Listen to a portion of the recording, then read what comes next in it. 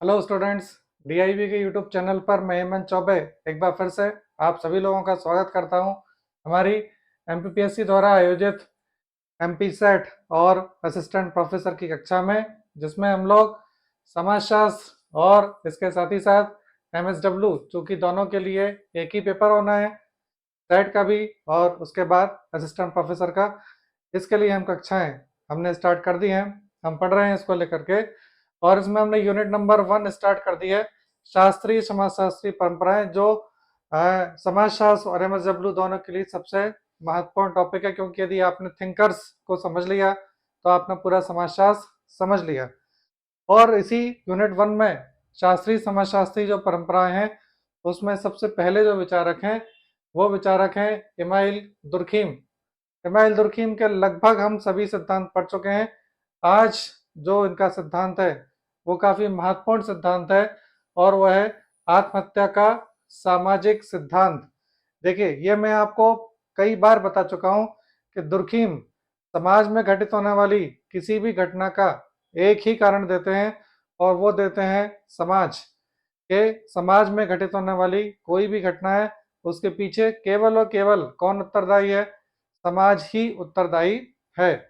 और इसलिए जब दुर्खीम के सामने चर्चा होती है आत्महत्या की, तो इमाइल दुर्खीम का ये कहना है कि आत्महत्या के लिए व्यक्ति स्वयं दोषी नहीं होता है, समाज ऐसी परिस्थितियां उत्पन्न कर देता है, समाज व्यक्ति के ऊपर इतना ज्यादा नैतिक दबाव डाल देता है कि उस नैतिक दबाव में आकर के उस समाज की परिस्थितियों से वशीभूत होकर के व्यक्ति क्या कर लेता है? आत्महत्या कर लेता है। तो आत्महत्या के लिए मनोवैज्ञानिक कारक जिम्मेदार नहीं है। कारक कौन सा जिम्मेदार है? सामाजिक कारक जिम्मेदार है, समाज जिम्मेदार है, यह दुर्खीम का कहना है। यहाँ से एक प्रश्न आपको बनता है कि आत्महत्या का सामाजिक सिद्धांत किसने दिया है? या फिर आपसे यह पूछा जा सकता है कि आत्महत्या को लेकर के समाज को किसने उत्तरदायी ठहराया? तो ध्यान रखिएगा, दुर्खीम है। चलिए देखते हैं आत्महत्या का सामाजिक सिद्धांत क्या है।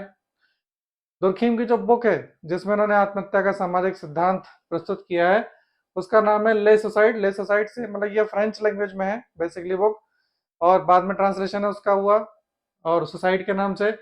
ये जो बुक आई थी बेसिकली 1897 में आई थी। इंग्लिश ट्रांसलेशन इसका सबसे लेट हुआ, 1951 में हुआ, बहुत बाद में। यानी दुर्खीम की जितनी बुक्स हैं उसमें शायद सबसे लेट ट्रांसलेशन इसी का ही है। तुर्कीम ने इसमें जो अध्ययन किया है वो यूरोप के लगभग सभी देशों का अध्ययन किया था, और डेटा कलेक्शन उन्होंने किया था लगभग 26,000 आत्महत्याओं का, जो उस समय का एक बहुत बड़ा डेटा था, जबकि उस समय डेटा कलेक्शन की बहुत ज़्यादा सुविधा नहीं थी। उस समय उन्होंने लगभग 26,000 आत्महत्याओं का अध्ययन किया था। और दुर्खीम के जो सहयोगी थे इस कार्य में वो थे मार्शल मॉस। ये काफ़ी महत्वपूर्ण तथ्य हैं आपके लिए, इसको ध्यान में रखना है आप सभी लोग को। यहाँ से मार्शल मॉस से आपसे प्रश्न पूछने में आ सकता है कि दुर्खीम के सहयोगी कौन थे? ध्यान रखिएगा, मार्शल मॉस। डेफिनेशन क्या देते हैं दुर्खीम की? दुर्खीम आत्महत्या की, दुर्खीम बोलते हैं आत्महत्या वह होती है जिसमें व्यक्ति सकारात्मक या नकारात्मक रूप से ऐसा कार्य करता है जिसका परिणाम प्रत्यक्ष या अप्रत्यक्ष रूप से वह जानता है, यानी कि वो व्यक्ति जानता है, क्या जानता है? कि उसके शरीर के नष्ट होने में है। यानी वो व्यक्ति कुछ ना कुछ ऐसा कार्य करेगा और उस कार्य का परिणाम उसे मालूम है, और उस कार्य का परिणाम क्या है? कि उसका शरीर नष्ट होगा। यानी व्यक्ति जानते बूझते कुछ ना कुछ ऐसा कार्य करेगा, और वो कार्य किससे संबंधित है? उसके स्वयं के शरीर के नष्ट होने से संबंधित है। यानी इसे क्या बोलते हैं हम? सुसाइड, आत्महत्या के नाम से जानते हैं। दुर्खीम की जो बुक है सुसाइड, ये 3 खंडों में बांटी गई है, यानी दुर्खीम ने 3 भागों में इसको बांटा है। ये भी आपसे प्रश्न पूछने में आ सकता है कि दुर्खीम ने आत्महत्या की जो रचना करी है उसे कितने खंडों में बांटा? ध्यान रखिए, 3 खंडों में बांटा है इसको, 3 सेक्शन है उसके। पहला सेक्शन क्या है? पहले सेक्शन में वो बोलते हैं कि आत्महत्या के अतिरिक्त सामाजिक कारकों का उल्लेख किया है। देखिए, दुर्खीम के पहले आत्महत्या के जो कारक थे कि कोई भी व्यक्ति आत्महत्या क्यों करता है, तो सामाजिक कारक तो चलन में थे नहीं। जो कारक थे चलन में, दुर्खीम क्या क्या बोलते हैं? वो अतिरिक्त सामाजिक कारक हैं। अतिरिक्त सामाजिक कारक का मतलब क्या है? सामाजिक कारकों के अतिरिक्त, यानी क्या है, वो सामाजिक कारक नहीं थे। तो दुर्खीम अतिरिक्त सामाजिक कारकों की चर्चा करते हैं और उन अतिरिक्त सामाजिक कारकों को डिनाई कर देते हैं, एक्सेप्ट नहीं करते हैं, मना कर देते हैं कि ये कारक आत्महत्या के लिए जिम्मेदार नहीं है। क्या है वो कारक? वे आत्महत्या के तत्कालीन प्रचलित कारकों जैसे मनोवैज्ञानिक कारक, आनुवंशिक कारक और भौगोलिक कारकों को अस्वीकार करते हैं। देखिए, उस समय आत्महत्या के जो भी सिद्धांत चलन में थे, तो ज्यादातर जो सिद्धांत था वो साइकोलॉजिकल थ्योरी थी। देखिए, आज भी है साइकोलॉजिकल थ्योरी। तो मनोवैज्ञानिक सिद्धांत बहुत ज्यादा चलन में थे। इसके अलावा थोड़े बहुत कुछ सिद्धांत थे वो आनुवंशिकता और भौगोलिक यानी पर्यावरण को भी जिम्मेदार ठहराते थे। तो दुर्खीम एक साथ इन तीनों को क्या कर देते हैं? अस्वीकार कर देते हैं। तो पहले खंड में इस पर चर्चा करते हैं दुर्खीम। किस पर? अतिरिक्त सामाजिक कारकों के ऊपर। इन तीनों कारकों को, मनोवैज्ञानिक, आनुवंशिक और भौगोलिक कारक, इनको दुर्खीम ने अतिरिक्त सामाजिक कारक कहा है। दूसरे भाग में क्या है? दूसरे भाग में वे उन सामाजिक कारकों की पहचान करते हैं जो आत्महत्या के लिए उत्तरदायी है। तो पहली भाग में अस्वीकार कर दिया, दूसरी भाग में क्या करते हैं? सामाजिक कारकों की पहचान करते हैं कई सारे, जो क्या करते हैं? व्यक्ति के ऊपर इतना दबाव डाल देते हैं कि व्यक्ति उस समाज के दबाव में आकर के, उस सामाजिक दबाव के, सामाजिक कारकों के दबाव में आकर के क्या करता है? आत्महत्या करने पर तैयार हो जाता है। आत्महत्या के ये कारक कैसे हैं? पूर्ण रूप से कैसे हैं? सामाजिक हैं, यानी मनोवैज्ञानिक नहीं है, प्रजातीय भी नहीं है। इसी खंड में वे आत्महत्या के 3 प्रकारों का विस्तृत विवेचन देते हैं। ये काफी महत्वपूर्ण प्रश्न है आपके लिए यहाँ पर, और आपसे पूछ सकते हैं कि दुर्खीम ने अपनी पुस्तक के किस भाग में आत्महत्या के 3 प्रकारों की चर्चा की है। तो ध्यान रखिएगा, दूसरा जो खंड है उनका सेकंड सेक्शन है, उसमें आत्महत्या के वो 3 प्रकार बताते हैं। 3 प्रकार भी हम आगे इसमें पढ़ेंगे। इसके बाद तीसरा खंड आता है। तीसरे खंड में बोलते हैं एक सामाजिक प्रघटना के रूप में आत्महत्या की सामान्य प्रकृति का विश्लेषण करते हैं कि आखिर आत्महत्या क्या होती है। क्या है विश्लेषण? वे स्थापित करते हैं कि आत्महत्या एक सामाजिक तथ्य है। देखिए, दुर्खीम सामाजिक तथ्य हम पढ़ चुके हैं। सामाजिक तथ्य मतलब समाज का एक ऐसा सत्य या समाज की एक ऐसी प्रघटना जो व्यक्ति के नियंत्रण से बाहर है और व्यक्ति के ऊपर दबाव भी डालती है। तो दुर्खीम ने आत्महत्या को क्या माना है? एक सामाजिक तथ्य माना है। तो क्या बोलते हैं? सामाजिक तथ्य, और उसे करना व्यक्ति की इच्छा पर निर्भर नहीं है। यानी दुर्खीम ने क्या बता दिया है? व्यक्ति को उसकी इच्छा से मुक्त कर दिया कि व्यक्ति ने यदि आत्महत्या कर लिया तो वो उसकी इच्छा नहीं थी, एक्चुअली में उसने क्या किया है? समाज के दबाव में आकर किया है। यदि समाज का दबाव नहीं होता तो वो नहीं करता। यह तो निश्चित रूप से क्या है? समाज का दबाव है जो व्यक्ति को अपने स्वयं के शरीर को नष्ट करने के लिए बाध्य कर देता है। तो दुर्खीम का जो निष्कर्ष है वो इस पर है कि समाज व्यक्ति के ऊपर दबाव डाल देता है। यदि समाज का दबाव नहीं रहे तो क्या होगा? व्यक्ति आत्महत्या करने पर मजबूर नहीं होगा। हम आज भी बहुत सारे केसेस ऐसे देखते हैं सोसाइटी के, जैसे कई सारे जो बच्चे होते हैं उनका आईआईटी में सिलेक्शन नहीं होता है, मेडिकल लाइन में सिलेक्शन नहीं होता है, आत्महत्या कर लेते हैं। कोटा में आपने देखा होगा कई सारे लोग आत्महत्या कर लेते हैं, तो वो दबाव में आ जाते हैं।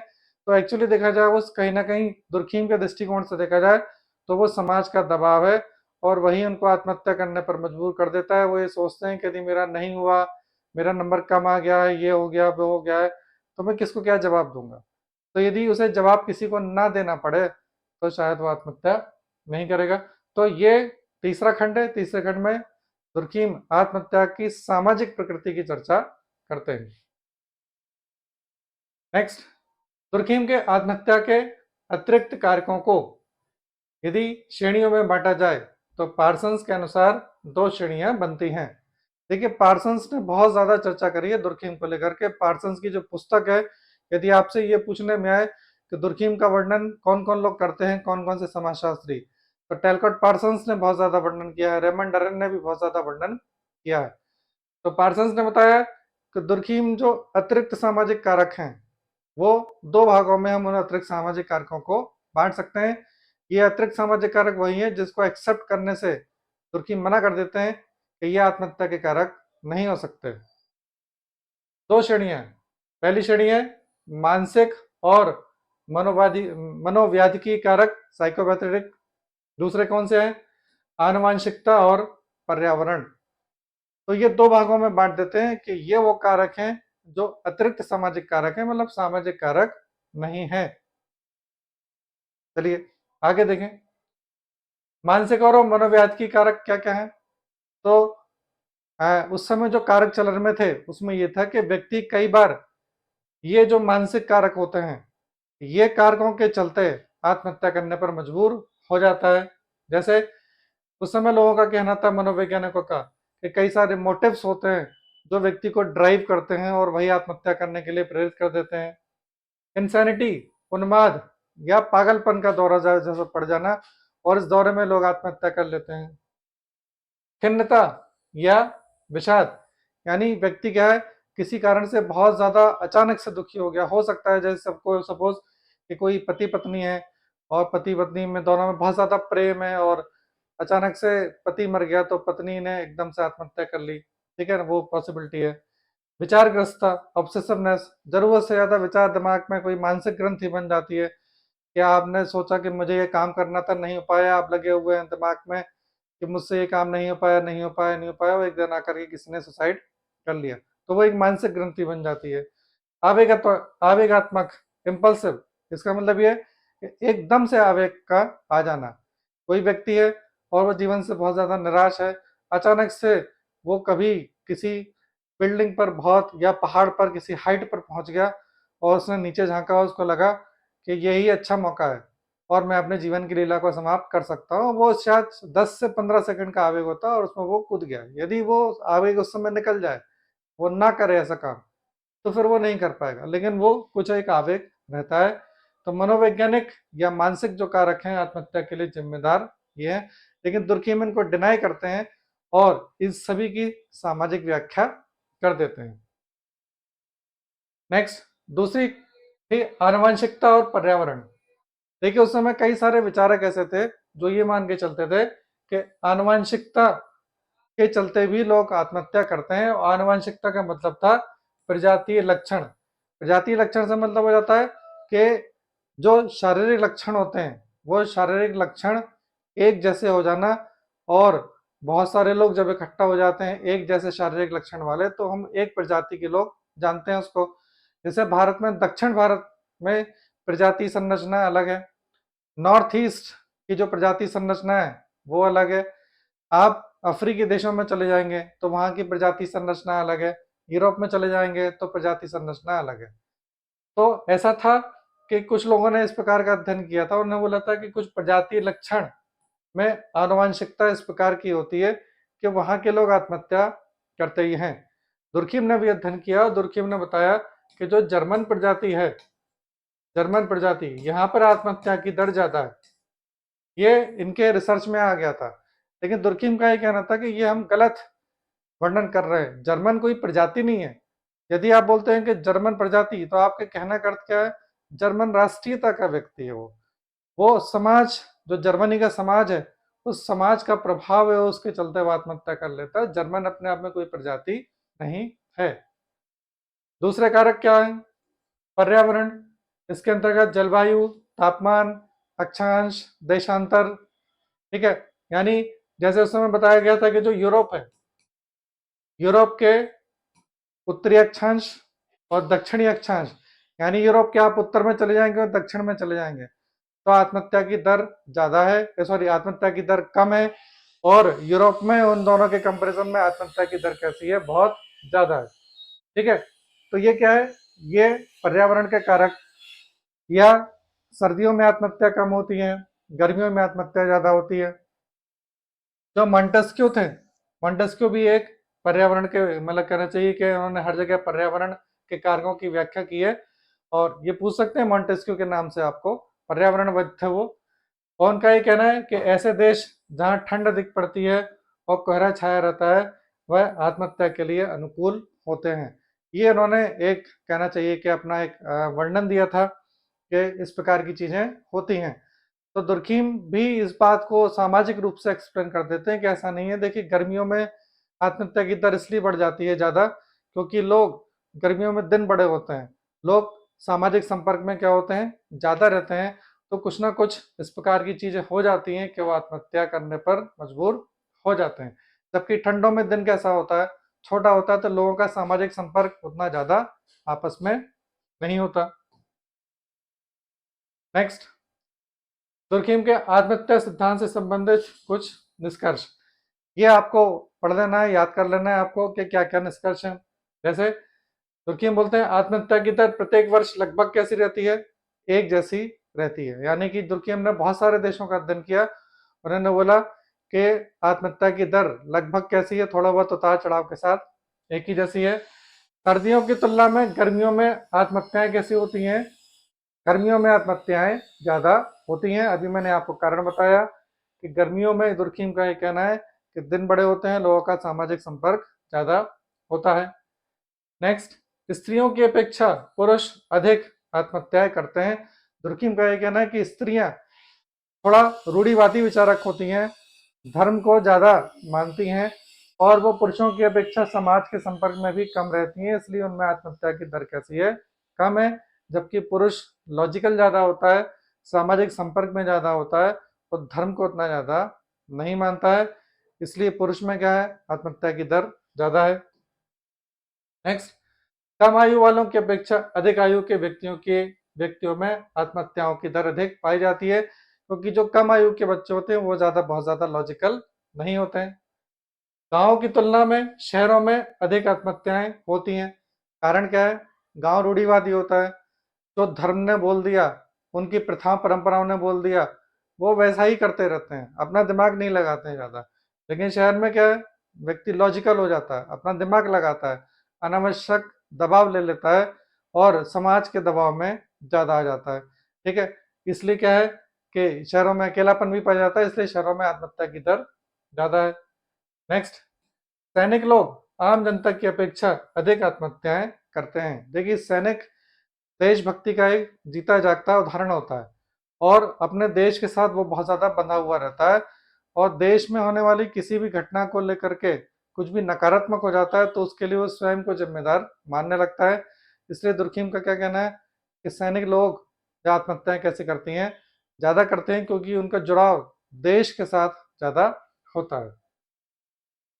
नेक्स्ट, कैथोलिक धर्म को मानने वाले लोगों की अपेक्षा प्रोटेस्टेंट धर्म के मानने वाले लोग अधिक आत्महत्याएं करते हैं। देखिए, जो क्रिश्चियनिटी है, ईसाई धर्म, उसमें दो विचारधारा है। एक तो है कैथोलिक, और ये जो कैथोलिक विचारधारा है ये रूढ़िवादी विचारधारा है।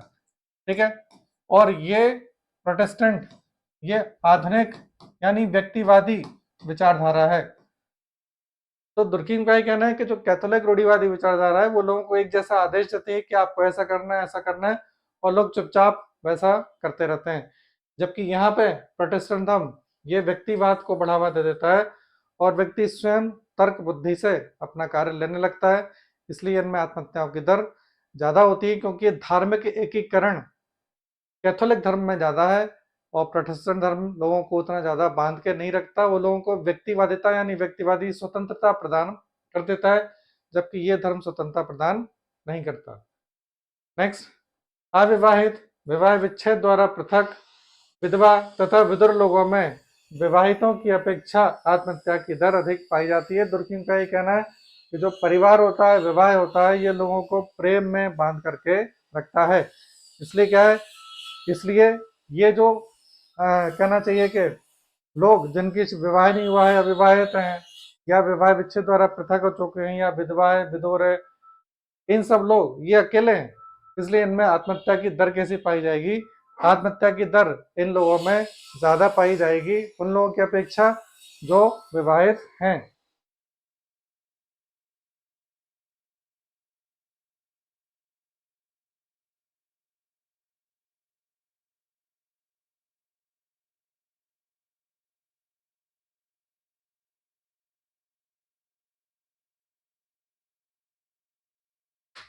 चलिए आगे बढ़ते हैं इसमें। अब दुर्खीम का ये कहना है कि आत्महत्या की जो सामाजिक प्रघटना है वो तीन कारकों के साथ जुड़ी हुई है।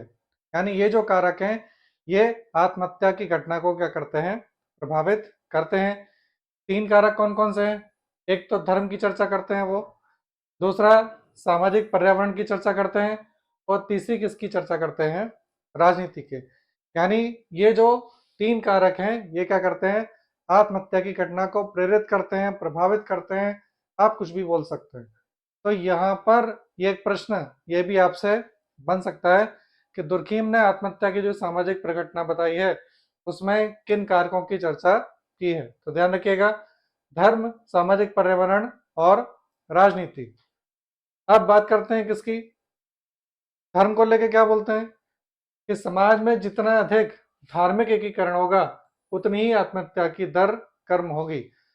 यानी कि धार्मिक एकीकरण ज्यादा है, उनका ये कहना था कि जो कैथोलिक धर्म है और कैथोलिक धर्म के अलावा यहूदी धर्म है, इन धर्मों में क्या है? धार्मिक एकीकरण ज्यादा है, क्योंकि जो एक आदेश आता है धार्मिक आदेश, उस आदेश को सभी लोग मानते हैं और अपने व्यक्तिगत स्वतंत्रता का पालन नहीं करते हैं। तो जहां पर भी धार्मिक एकीकरण ज्यादा है वहां पर क्या है? आत्महत्या की दर कम मिलेगी। धार्मिक एकीकरण कम हुआ, आत्महत्या की दर बढ़ जाएगी। यानी ये इनवर्सली प्रोपोर्शनल है। दूसरी बात, समाज में जितना अधिक स्थानीय घरेलू एकीकरण होगा आत्महत्या की दर उतनी ही कम होगी। स्थानीय और घरेलू एकीकरण का जो संबंध है वो कहीं ना कहीं परिवार से वो मान करके चलते हैं कि जो परिवार है, विवाह है, नातेदारी व्यवस्था है, ये जो एकीकरण है ये व्यक्ति के जीवन में बहुत ज्यादा भूमिका निभाता है। एकीकरण ज्यादा है यानी परिवार लोगों को बांध करके रखता है, और जो लोग परिवार से बाहर रहते हैं, अकेले रहते हैं, वो क्या कर सकते हैं? वो आत्महत्या को करने की संभावना उनकी ज्यादा है। नेक्स्ट, समाज में जितना अधिक राजनीतिक एकीकरण होगा उतनी ही आत्महत्या की दर कम होगी। तो इनका ये कहना है कि जो राजनीतिक एकीकरण है, राजनीतिक एकीकरण जितना ज्यादा होगा, राजनीतिक संगठन जितना ज्यादा मजबूत होगा, लेकिन यदि राजनीतिक संगठन विघटित हो गया तो क्या होगा? धीरे धीरे आत्महत्या की दर में बढ़ जाएगी। जैसे रोम जब राजनीतिक रूप से विघटित हुआ यूरोप में, तो आत्महत्या की दर में अचानक से क्या हो गया था? बहुत ज्यादा वृद्धि आ चुकी थी। तो ये 3 कारक बताते हैं दुर्खीम। अब बात करते हैं आत्महत्या के प्रकार। तो दुर्खीम ने आत्महत्या के कितने प्रकार बताए? ये बहुत महत्वपूर्ण प्रश्न है आपके लिए। तो पार्सन्स ने अपनी पुस्तक, कौन सी है इनकी? स्ट्रक्चर ऑफ सोशल एक्शन, इसमें बताते हैं कि दुर्खीम ने आत्महत्या के 3 आइडियल टाइप बताए हैं, 3 आदर्श प्रारूप बताए हैं दुर्खीम ने। कौन कौन से हैं? पहली बात, पहला प्रारूप कौन सा है या पहला प्रकार कौन सा है? अहमवादी आत्महत्या, या उसे क्या बोल देते हैं? स्वार्थ परक आत्महत्या भी बोल देते हैं। इगोइस्टिक सुसाइड इंग्लिश में बोलते हैं, इंग्लिश वर्जन आपको ध्यान रखना है। दूसरा, परार्थवादी आत्महत्या या एल्ट्रुइस्टिक सुसाइड बोल देते हैं। या यहाँ पर तीसरा जो आता है वो आता है मानकहीनता या प्रतिमानहीनता मूलक आत्महत्या, यानी तीसरा क्या हो गया? Anomic suicide. ठीक है, ये 3 प्रकार हैं और ये काफी महत्वपूर्ण प्रकार हैं। ये आपको अच्छे से याद कर लेना है। दुर्खीम आत्महत्या के कितने प्रकार बताते हैं? तो ध्यान रखिएगा, 3 प्रकार बता देते हैं। अब ये 3 प्रकार आखिर हैं क्या? यहाँ पर भी आपसे प्रश्न पूछने में आ सकता है। सबसे पहली बात, अहमवादी इगोइस्टिक। इनका ये कहना है दुर्खीम का कि अहमवादी आत्महत्या वे लोग करते हैं जिनका ईगो बहुत प्रबल होता है, यानी बहुत ज्यादा होता है उनका ईगो, यानी कि समाज से भी ज्यादा होता है। और ऐसे व्यक्ति अपने ईगो को समाज से बहुत ऊंचा समझते हैं, यानी ये इस प्रकार के लोग होते हैं। इनका ऐसा मानना होता है कि ये जो बोल रहे हैं, ये जो सोच रहे हैं, बस इसके हिसाब से ही समाज को कार्य करना चाहिए। और समाज ने यदि इनकी विचार को नहीं सुना, नहीं उनके हिसाब से काम किया, तो ये लोग नाराज हो जाते हैं या निराश हो जाते हैं कि यहाँ पर मुझे समझने वाला कोई भी व्यक्ति नहीं है। तो रीजन केवल इतना ही है कि इनका ईगो समाज के ईगो से बहुत ज्यादा ऊपर हो जाता है। इनकी व्यक्तिगत चेतना का तालमेल सामाजिक चेतना से नहीं बैठता। तो व्यक्ति ने, दुर्खीम ने 2 प्रकार की चेतनाओं का वर्णन किया है, व्यक्तिगत चेतना और सामाजिक चेतना। और मैंने आपको ये पहले ही बताया था कि भले ही सामाजिक चेतना व्यक्तिगत चेतनाओं से मिलकर के बनी है, लेकिन समाज की सोच व्यक्ति की इंडिविजुअल सोच से अलग होती है। तो जो ऐसे लोग होते हैं इनकी व्यक्तिगत चेतना बहुत ज्यादा ऊपर होती है और सामाजिक चेतना से भी बहुत ज्यादा ऊपर होती है, तो दोनों का तालमेल नहीं बैठ पाता और ऐसे व्यक्ति का जीवन उपेक्षित हो जाएगा, एकाकी हो जाएगा, तिरस्कृत हो जाएगा, क्यों हो जाएगा? क्योंकि समाज इसकी बात को मानने को तैयार नहीं होगा, समाज इसे कुछ समझेगा भी नहीं, एक्सेप्ट नहीं करेगा, तो ऐसे लोग अलग थलग पड़ जाते हैं और इसी के चलते ये क्या कर लेते हैं, सुसाइड कर लेते हैं। तो अहमवादी आत्महत्या। और यदि श्रम विभाजन के साथ इसको जोड़ा जाए तो यांत्रिक समाज और स्वावयवी समाज दो प्रकार के समाज थे। तो ये जो सुसाइड होता है ये स्वावयवी समाज की विशेषता है। कौन सी? अहमवादी आत्महत्या। अब अहमवादी आत्महत्या के दुर्खिम क्या बताते हैं? अहमवादी आत्महत्या के निम्नलिखित 4 मुख्य कारक हैं। क्या? धर्म, यानी कि धार्मिक कारक। धार्मिक कारक से मतलब क्या हो जाएगा? इनका ये कहना है कि धर्म, यदि धर्म का प्रभाव ज्यादा है तो लोग अहमवादी आत्महत्या नहीं करेंगे। पर इनका ये कहना है कि कैथोलिक और यहूदी धर्म में अहमवादी आत्महत्याएं नहीं होती हैं, प्रोटेस्टेंट धर्म में होती हैं क्योंकि उसका प्रभाव ज्यादा नहीं है। दूसरी बात, शिक्षा। इनका ये कहना है कि जो लोग जितने ज्यादा शिक्षित होते जाते हैं उनका धर्म के साथ जुड़ाव उतना कम हो जाता है, तार्किक होते जाते हैं। ऐसे लोग ज्यादा आत्महत्या करते हैं, यानी वो ज्यादा पढ़ लिख गए तो आत्महत्या की दर उसमें बढ़ जाएगी। तीसरा, सामाजिक पर्यावरण, यानी परिवार और विवाह। ये मैंने आपको बताया था, परिवार और विवाह ये चीजें सुदृढ़ हैं, एकीकृत हैं, तो लोग आत्महत्या नहीं करेंगे, और नहीं तो आत्महत्या की दर कैसी होगी? ज्यादा होगी। और चौथा, राजनीतिक व्यवस्था। ये भी मैंने अभी आपको बताई थी कि ये क्या है, ये जितनी ज्यादा स्ट्रांग होगी अहमवादी आत्महत्या नहीं होगी, और नहीं तो क्या है, आत्महत्या होगी। ठीक। नेक्स्ट, परार्थवादी या सुखपरक आत्महत्या। ठीक है। जब व्यक्ति का समाज या समूह के साथ इतना घनिष्ठ संबंध हो जाता है कि व्यक्ति का व्यक्तित्व समाज या समूह में मिल जाता है, तो ऐसी स्थिति में व्यक्ति अपने समूह या समाज के लिए क्या कर सकता है? आत्मबलि दे सकता है। कुल मिलाकर के व्यक्ति अपने लिए नहीं जी रहा है, किसके लिए जी रहा है? अपने समूह के लिए जी रहा है। समूह उसका परिवार हो सकता है, समूह का गांव हो सकता है, या समूह उसका देश भी हो सकता है, उसके लिए जीता है वो। और समय पड़ने पर क्या कर देता है? उस समूह के लिए, उस समाज के लिए स्वयं की बलि यदि देना पड़े उसे, तो वो दे भी देता है। यानी ये वो आत्महत्या है जिसमें व्यक्ति और समाज आपस में मिले हुए हैं। और दुर्खिम का ये कहना है कि जो यांत्रिक समाज होता है, यांत्रिक समाज, जिस समाज में सामाजिक एकीकरण जरूरत से ज्यादा होता है, वहां इस प्रकार की आत्महत्याएं देखने को मिलेंगी। तो ये कैसी आत्महत्या है? परार्थवादी, यानी दूसरे के हित के लिए आत्महत्या। सुखवादी से मतलब क्या है कि किसी व्यक्ति को दूसरे के हित में या अपने समूह के हित में आत्महत्या करने में सुख प्राप्त हो रहा है।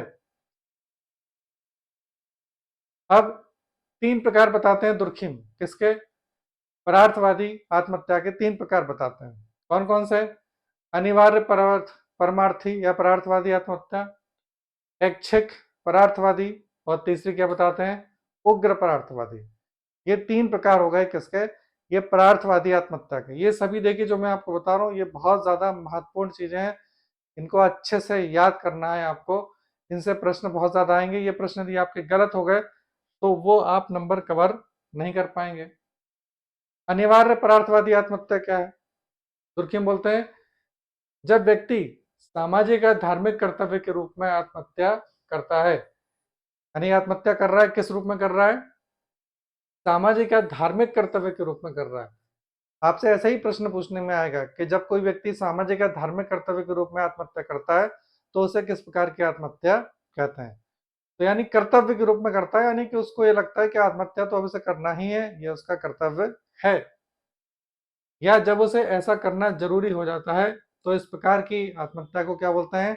अनिवार्य परमार्थी आत्महत्या बोलते हैं। और बहुत पहले अपने यहाँ सती प्रथा इस प्रकार की थी कि जब पति मर गया तो पत्नी का एक धार्मिक और सामाजिक कर्तव्य हो जाता था कि वो भी उसके साथ सती हो जाए, यानी उसके साथ चिता में जल के समाप्त कर ले अपने जीवन को। दूसरा, ऐच्छिक। ये उससे जस्ट पहले वाले से अपोज है कि अनिवार्य नहीं है। क्या हो रहा है? आत्महत्या करने व्यक्ति के ऊपर इच्छा है, लेकिन उसने क्या कर दिया?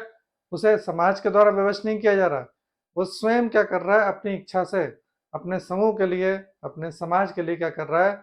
अपनी बलि दे रहा है। तो ऐसी स्थिति में क्या बोला जाता है? ऐच्छिक परमार्थी आत्महत्या। कई बार ऐसा होता है कि परिवार में बड़े लोग या वृद्ध लोग क्या कर देते हैं? दूसरों के लिए अपने प्राणों की बलि दे देते हैं, अपने बच्चों के लिए अपने प्राणों की बलि दे देते हैं। तो ये क्या कहलाएगा?